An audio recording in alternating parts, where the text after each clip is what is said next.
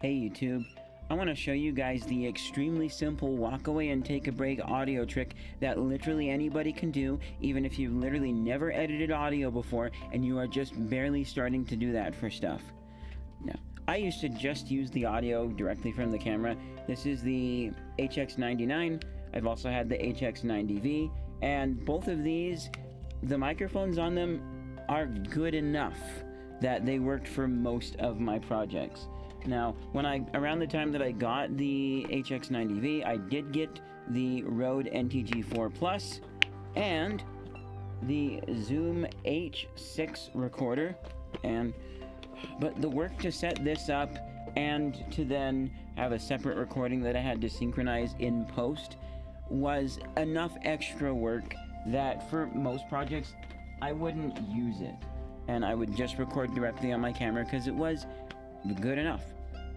Talking head announcement videos and other things, they were fine. When there were special things, like when I shot Airborne Death, I absolutely did use that. Now, my current camera, the ZVE1, is nice because it does have a 3.5mm input, and so I can use my very nice microphone with it. Its built-in microphone is actually pretty good.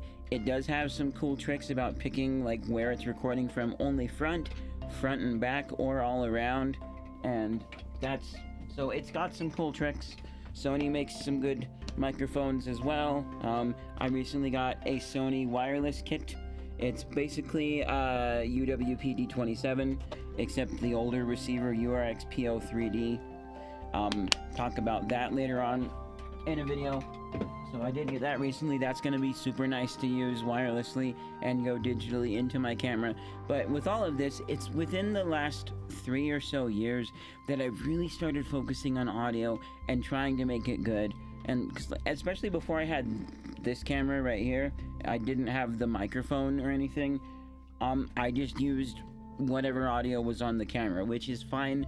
That does work for a lot of things. But when you really get in, and for me, when I started really trying to understand audio and to aside from the very basic, trying to avoid recording in an echoey environment, I got all the sound foam around, things like that, when I really tried to get my microphone placement good, tweak the sound settings, and I'm using Davinci Resolve, so the Farlight tab, and just really get good audio, that's when it just completely fell apart, and good audio almost went out the window completely, and there were so many things I was noticing that are just not good and not working right. And I don't know, part of this could just be me nitpicking, part of it could just be, I'm sure a big part of it is just me finally noticing, oh, there is that thing there. That doesn't sound like the greatest, especially when I'm comparing to other YouTubers and things. I constantly run into weird issues where I need to figure out how to compress this more, because I'll play back with volume at 100 in Davinci Resolve, and I'll be listening to it, and then I'll go listen to a YouTube video and oh, I have to turn my volume down. That means I need to bring up the volume somehow so that it will match and I don't have a quiet video, and then everyone else's YouTube video is taking their head off after watching my video. It's just, audio is a huge journey, and it's a very important journey that I'm glad that I've been taking, and I should have taken it a little bit sooner, which actually at some point I want to do a video where I look back at my old cameras and reminisce about their audio, because I remember it kind of being good. I'm going to see if it's good, see if maybe it's not as good as I remember, and if it is good, what made it good, try and figure that out. But the simple trick that you guys can do was something that I was reminded of recently after this happened. I've been listening to chewing sounds for so long. The EQ didn't, the noise reduction didn't work. So what if, can I do this thingy, and then if I did this, can I find, it's not, it's I don't know, it's kind of there, but it's not quite gone. I need to do some internet research. Okay, so YouTuber Tiz Is It says do this, and then yeah, but that's eating into some of the other frequencies that I still want there. Can I not just? Ooh, wait. How could I? Ooh, I bet there's a way to analyze in Audacity, because I don't know if you could analyze here. Research. Yeah, plot spectrum tool. Okay. Let's go then to.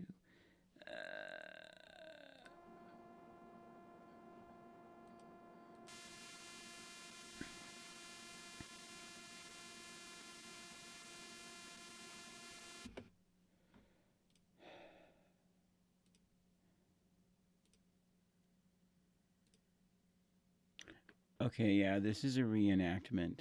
I don't know why the graph looked different than before, but it had a spike up here, and I don't know why. Anyways, okay, so what is this? So,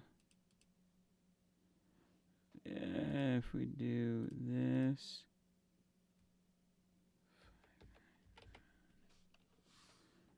And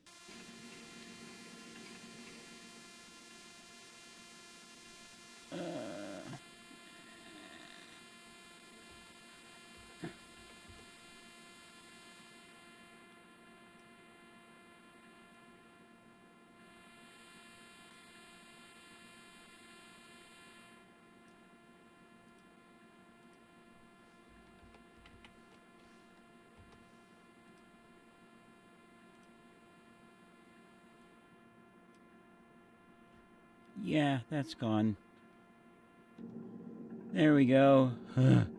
That took so long, but I learned some stuff and I squashed it.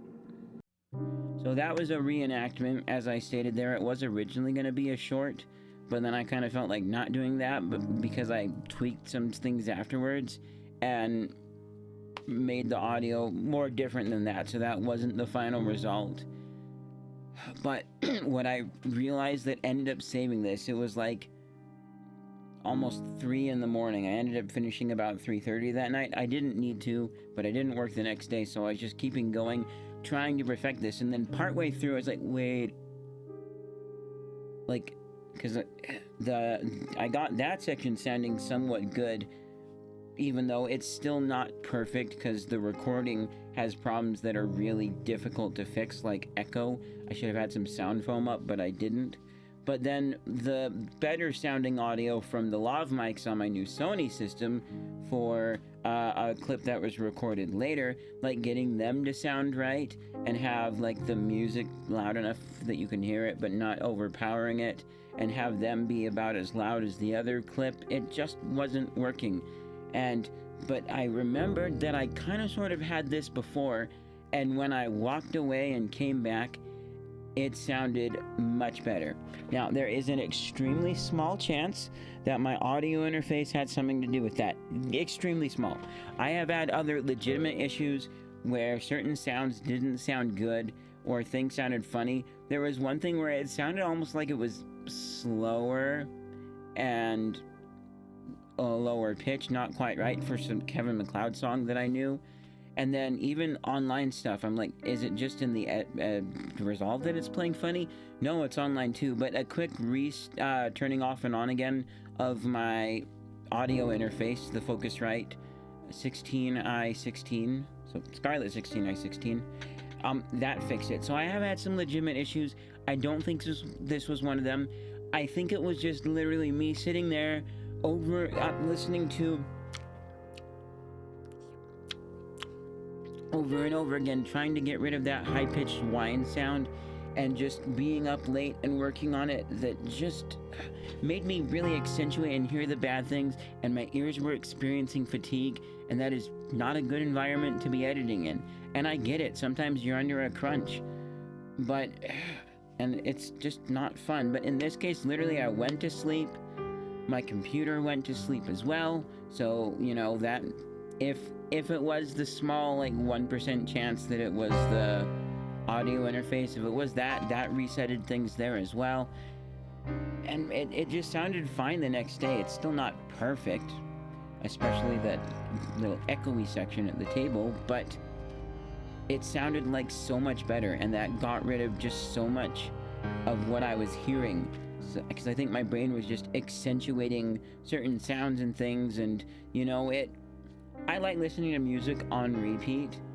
I'll listen to like one song for 3+ hours. I listen to my favorite song, A Sky Full of Stars, easily 1,000 times the week that it came out. So repetition isn't necessarily the thing for me, but listening to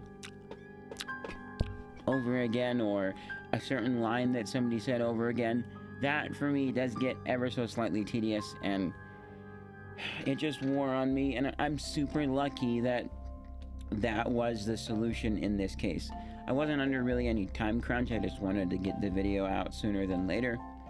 And so just walking away, going to bed was really helpful. Maybe it's still daytime for you, and so you just walk away for 30 minutes to an hour, maybe a little bit more, and then you come back. If it still doesn't sound right, maybe take a longer break if you can. And you might still need to learn some audio stuff, like what angles to record at, how that affects things. Testing in your room is big stuff too, because I can record things at different angles in here and get slightly different results. There's still a little bit more sound foam and stuff that needs to go up, and so figuring out the best place to record, figuring out the best settings. I do have a little pink I think it's a Boya microphone that I plug into my phone and use when I need something quick, when I'm on the go or whatever. So I need to figure out like what settings I want to have that thing at and how to use it best for when I do use it. So learning how to use your equipment as well as how to use your software, all the actual tricks for how to use an equalizer and the vocal tools that your program may or may not have. Like the Farlight tab in Davinci Resolve has some cool vocal focused stuff that's nice. There's new AI tools coming out that can help make things sound better, like the one that's free in Resolve, the AI dialogue leveler. It doesn't seem to make much of a difference, but it does do some. Adobe podcasting is amazing, except with multiple voices. It might not catch all of them and will completely cut out certain things other people said. So that one's hit or miss, but it does a good job. And that's in case where I accept using AI, because it's doing the tedious, you would otherwise just be tweaking a bunch of knobs and dials and things. Sure, right? But ultimately, just walking away and taking a break might be the solution that can help you. And so give that a shot when you're working on your next project and you're having some audio issues that just won't go away. And while you're at it too, maybe give your hardware a little break, give it a reset, see if that fixes things. Anyways, thank you guys so much for watching this video. Hopefully this helps you guys, and I'll see you guys in whatever's next. Bye!